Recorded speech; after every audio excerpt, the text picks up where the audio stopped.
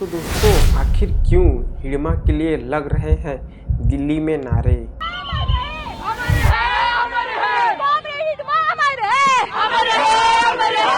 तो दोस्तों आखिर क्यों हिडमा जैसे नक्सली को लोग आज भी सपोर्ट कर रहे हैं। लंबी दूरी तक यहाँ पर लोग मौजूद हैं जो हिडमा के इस शव यात्रा में शामिल हुए हैं। तो दोस्तों हिडमा एक ऐसा नक्सली जो कि हमारे पूरे देश का सबसे बड़ा नक्सली था, जिसके ऊपर दोस्तों करीबन 1 करोड़ रुपये का इनाम था।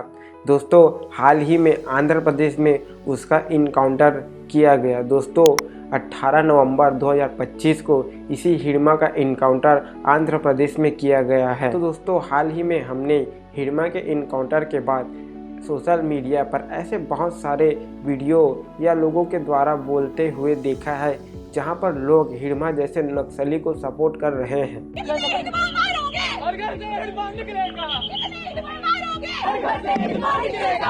तो दोस्तों हम आज यह जानने की कोशिश करेंगे कि आखिर कोई क्यों हिडमा जैसे नक्सली, जिनके ऊपर जो बस्तर या जो छत्तीसगढ़ में बड़े बड़े जो नक्सलवाद हमले हुए हैं, तो उसका मास्टरमाइंड जो हमारी खुफिया एजेंसी है वह हिडमा को मानती है।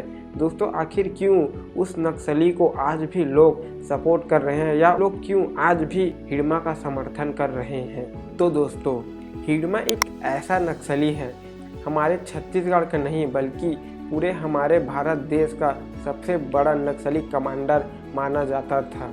दोस्तों जो लोग हिडमा को सपोर्ट करते हैं या जो हिडमा का समर्थन करते हैं, दोस्तों उनका यह कहना है कि जो यह हिडमा है दोस्तों यह उनकी आवाज़ बनता था, या उनका मुख्य रूप से यही कहना है कि हिडमा उनके लिए खड़ा होता था।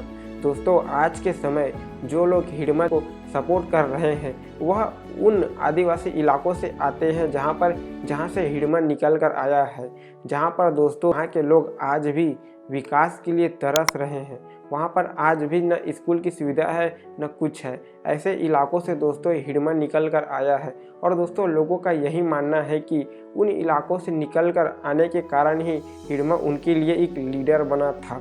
और आज के समय में जो लोग हिडमा के लिए जो सोशल मीडिया पर जो वीडियो अपलोड कर रहे हैं, उनका भी यही मुख्य रूप से कहना है कि हिडमा ने उनके जो जल जंगल ज़मीन की जो लड़ाई थी उसको जारी रखा, और हिडमा के कारण ही आज बस्तर में जो सरकारें हैं वह आने से डरती है, और उसी कारण ही आज जो बस्तर का जो जंगल है वह बचा हुआ है।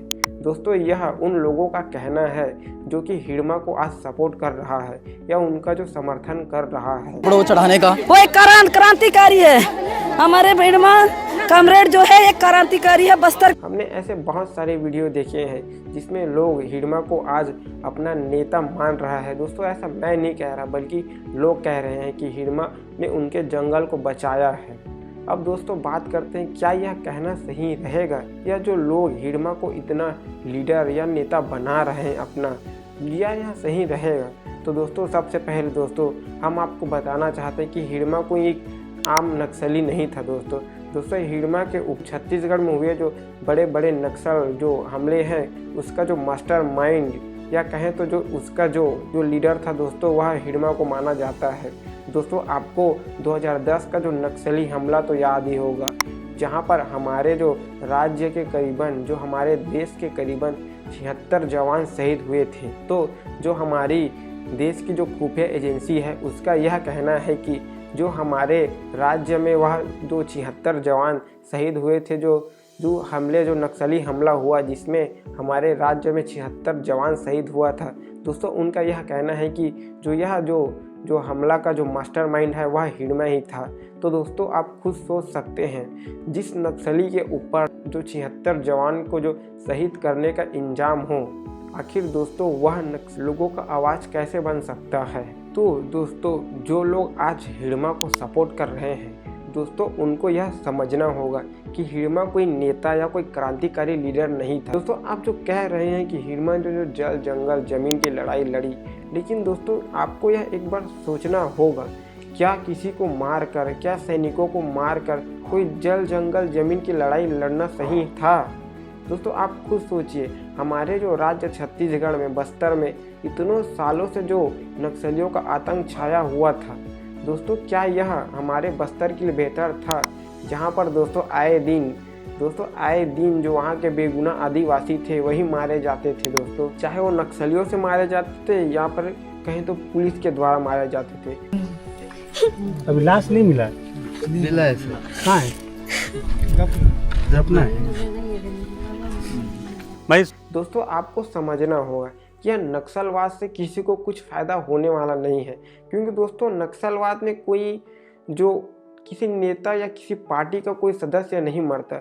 नक्सलवाद के कारण जो मरता है वह एक आदिवासी ही मरता है, चाहे वह आदिवासी जो नक्सली के रूप में मरे या वहीं आदिवासी कोई पुलिस कमांडर या कहे तो जो सैनिक बनकर मरे। हमेशा जो इन लड़ाई में जो जिसको कीमत चुकानी पड़ती है दोस्तों वह उन इलाकों का आदिवासी लोग ही हैं।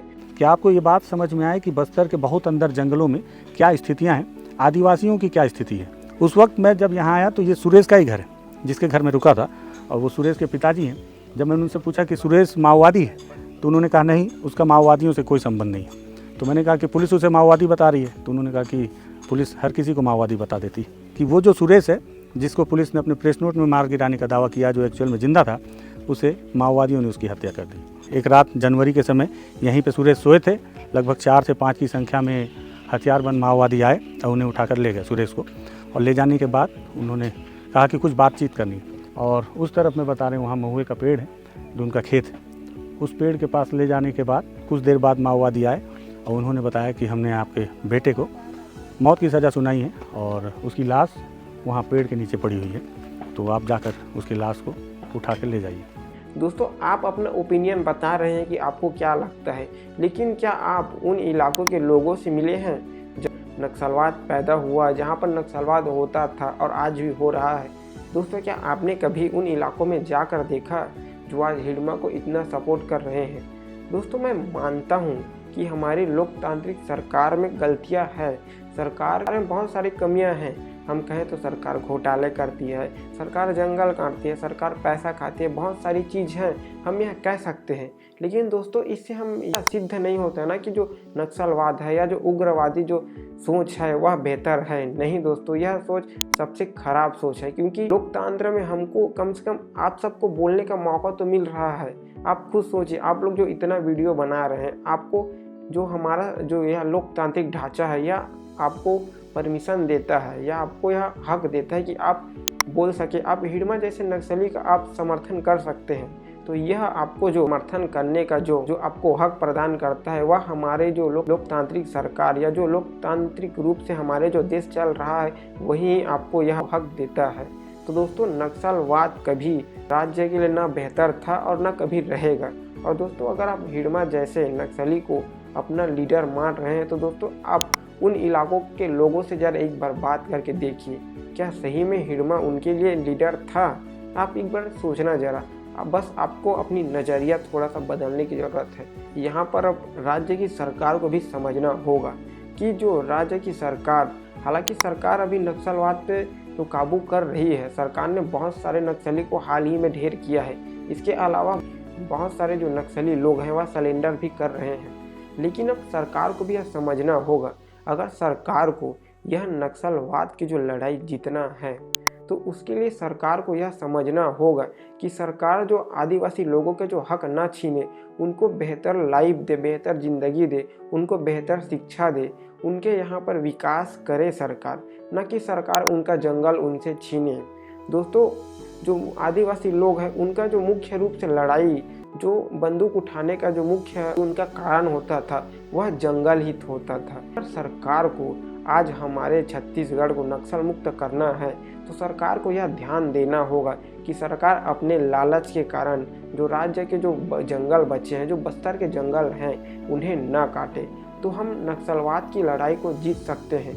सरकार को यह समझना होगा कि आज हिडमा केवल एक नाम नहीं बन गया, हिडमा एक सोच बन चुका है। उनके लिए हिडमा एक आवाज था।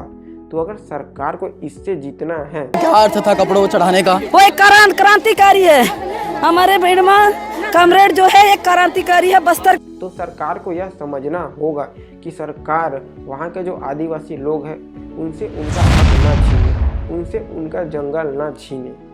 और उनके लिए विकास करें, बेहतर स्वास्थ्य सुविधाएं लाएं, बेहतर शिक्षा लाएं, बेहतर जो सड़कें हैं सब चीज़ बेहतर करें, तो सरकार इस नक्सलवाद या कहें तो जो उग्रवादी सोच है उससे सरकार जीत सकती है और हमारा छत्तीसगढ़ अब नक्सल मुक्त राज्य बन सकता है। तो दोस्तों आपको क्या लगता है, क्या हिडमा सही में एक नेता था या सही में हिडमा समर्थन करने लायक नेता था? क्या हिडमा के कारण ही सही में बस्तर के जो जंगल बचे थे? आप अपना राय इस वीडियो के कमेंट में ज़रूर बताना।